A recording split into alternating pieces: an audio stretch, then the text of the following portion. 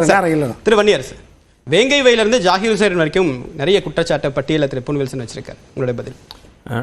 அதாவது இந்த சட்டம் ஒழுங்கு பிரச்சனை, அரசியல் படுகொலைகள், சட்டம் ஒழுங்கை சீர்குலைக்கின்ற முயற்சிக்கான சம்பவங்கள், இப்படி நம்ம மூணாக பிரிச்சுக்கலாம். 2006 செப்டம்பர் 8 மகாராஷ்டிரா மாநிலம் மாலேகானில் குண்டு வெடிக்கப்படுது. அதில் ஏகப்பட்ட மக்கள், அப்பாவி மக்களும் அதில் கொல்லப்படுறாங்க. இந்த வழக்கை எஸ்ஐடி விசாரணை செய்து அந்த விசாரணையுடைய தலைவர் ஹேமந்த் கர்கரே, அவர் கூட அசோக் காம்லே இருக்கிறாரு. அதே போல் விஜய் சலஸ்கர், 3 பேர் தான் அதை விசாரணை செய்கிறாங்க. அவங்க 2008 மும்பை குண்டுவெடிப்பில் இறந்துடுறாங்க. அது அந்த இறப்பே ஒரு மர்மம் அப்படிங்கிறத இன்றைக்கி வர அதை பேசுகிறாங்க. அப்போ இந்த வழக்கை விசாரணை செய்யும் பொழுது அதில் மிக முக்கியமான குற்றவாளி பிரக்யா தாக்கூர். அவங்க கடந்த முறை பாஜகவுடைய நாடாளுமன்ற உறுப்பினராக இருந்தாங்க. அந்த வழக்கில் கைது செய்யப்பட்டாங்க. இந்த ஆர்டிஎக்ஸ் பாம் யார் கொடுத்தாங்க அப்படின்னு சொல்லி ஹேமந்த் கர்கரே விசாரணையில் கண்டுபிடிக்கிறாங்க. அப்போ இராணுவத்தில் காணலாக இருக்கக்கூடிய ரவி புரோஹித்ங்கிற ஒருத்தரை தான் அதில் சேர்க்குறாங்க. இதெல்லாம் உண்மையாக அவர் கண்டுபிடிச்சிட்டு இருக்கிற சூழலில் ஒரு அறிக்கையை சமர்ப்பிக்கிறாரு. அப்போ அந்த அறிக்கையில் சொல்கிறாரு, இந்த மாதிரியான அமைப்புகளை தடை செய்யணும். எந்த அமைப்பு? சாத்வி பிரக்யா தாக்கூரை சேர்ந்த அமைப்பு. இந்த வழக்கில் மிக முக்கியமான குற்றவாளியாக சாட்சியாக இருந்த ஒருத்தர் இந்திரஜித்துங்கிற ஒரு ஆர்எஸ்எஸ்காரரும் அதில் கொல்லப்படுறாரு. இப்போ இவங்க எல்லாமே சேர்ந்து சமூகத்தில் ஒரு பதட்டத்தை உருவாக்கக்கூடிய,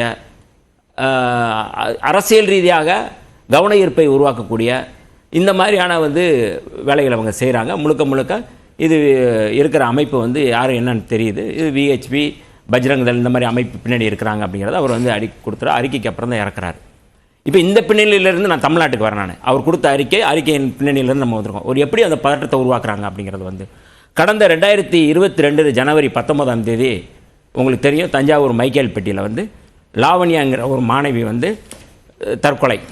ஆனால் அதை ஒரு வீடியோ எடுத்து இந்து முன்னணியை சேர்ந்தவர்களோ இல்லை இந்து அமைப்பை சேர்ந்த ஒருத்தரை அதை வீடியோ எடுத்து இது கட்டாய மதமாற்றம் அப்படிங்கிற பேரில் இதுதான் நடந்திருக்கு. அந்த ஸ்கூலினுடைய, அந்த பள்ளியினுடைய தாளாளர், அவங்க அந்த சிஸ்டரை கைது செய்யணும். பெரிய அளவில் போராட்டம் நடத்துகிறாங்க. அண்ணாமலை அவர்கள் தான் அன்றைக்கி பெரிய அளவில் ஆகணும். தமிழ்நாட்டில் கட்டாய மதமாற்றம் நடக்குதுங்க, கட்டாய மதமாற்றம் நடக்குதுங்க, ஒரு பெரிய பதட்டத்தை உருவாக்குனாங்க. பதட்டத்தின் மூலமாக இந்துக்களுக்கும் கிறிஸ்தவர்களுக்குமான ஒரு பெரிய மோதலை உருவாக்கக்கூடிய ஒரு மிக முக்கியமான ஒரு அந்த வேலையில் செஞ்சாங்க. அதுக்கு அவங்க அப்பா முருகானந்தம் இது சிபிஐ வழக்குன்னு கேட்டாங்க. சிபிஐ வழக்கு போட்டு அந்த சிபிஐயே சொன்னிச்சு இதில் கட்டாய மதம் மாற்றம் இல்லைன்னு சொல்லி. இன்றைக்கி நீதிமன்றமும் தீர்ப்பு அளித்ததில் என்ன சொல்லியிருக்குன்னா, இதில் கட்டாய மதம் மாற்றம், சிபிஐயினுடைய விசாரணையினுடைய அந்த அறிக்கையின் பேரில் தான் அந்த தீர்ப்பு சொல்லப்படுது. அந்த தீர்ப்பில் மிக தெளிவாக சொல்லிடுறாங்க, இதில் எந்த இடத்துலையும் கட்டாய மதம் மாற்றம் இல்லை. ஒருவேளை கட்டாய மதம் மாற்றம் தான் நடந்து இது மாதிரி ஆயிருக்கு அப்படின்னா அது வேற. ஆனால் நடக்காத ஒன்றை சொல்லி சமூகத்தில் ஒரு பதற்றத்தை உருவாக்குவதன் மூலமாக சட்டம் ஒழுங்கு பாதிக்கப்படுது.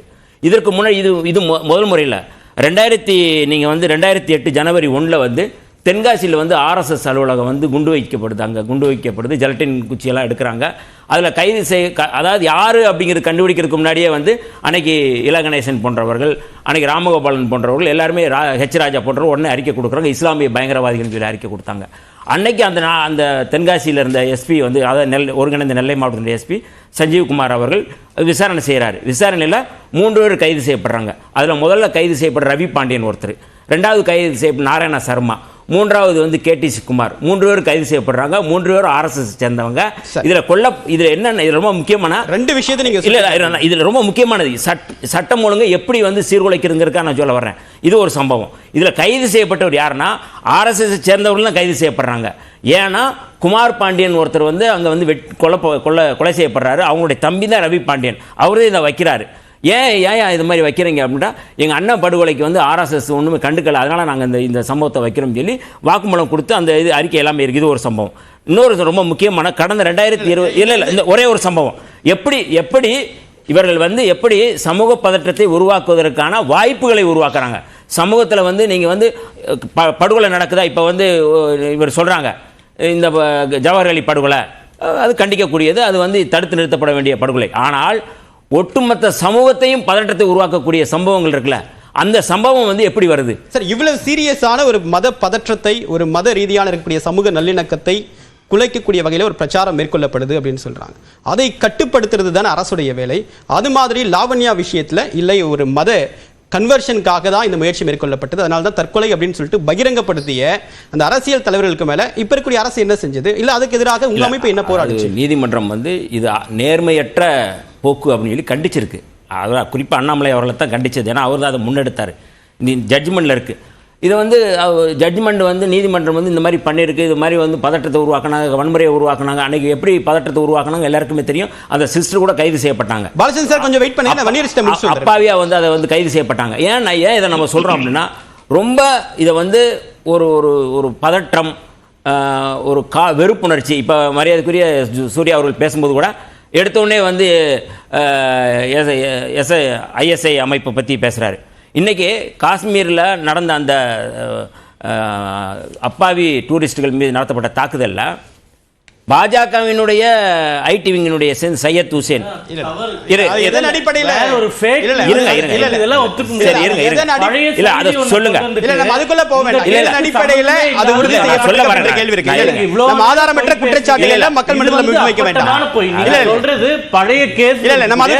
தகவலை வாட்ஸ்அப்ல படிச்சுட்டு இந்த கேஸ் சொல்றீங்க.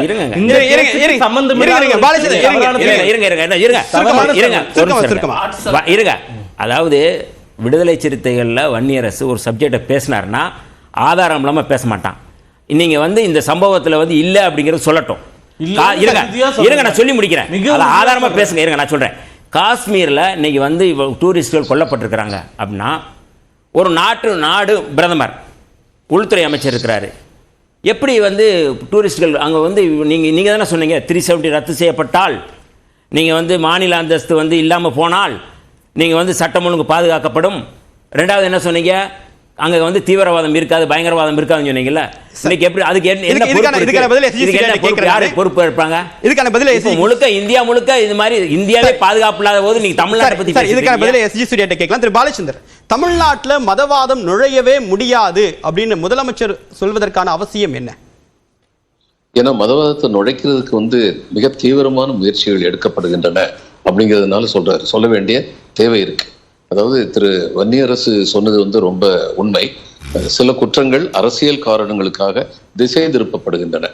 அந்த மாணவி வந்து தற்கொலை பண்ணிக்கிட்டதுக்கு மதமாற்ற முயற்சிகள்னு சொன்னது ஒரு சாதாரண தற்கொலை வந்து இன்னொரு காரணத்துக்காக நடந்த ஒரு தற்கொலையை மதம் அதுன்னு சொல்லி குழப்ப பார்த்தது. சமீபத்தில் திருப்பரங்குன்றத்தை பத்தி கிளப்பி விட பார்த்தாங்கல்ல. இதெல்லாம் வந்து ஒரு மாபெரும் சமூக குற்றங்கள், திருப்பரங்குன்றத்தை பத்தி அவங்க செய்ய நடந்த முயற்சிகள். ஆனா அதே சமயம் நம்ம வந்து சில குற்றங்கள் அரசியல் காரணங்களுக்காக திசை திருப்பப்படுவது என்பது உண்மை. சில குற்றங்கள் அரசியல் காரணங்களுக்கு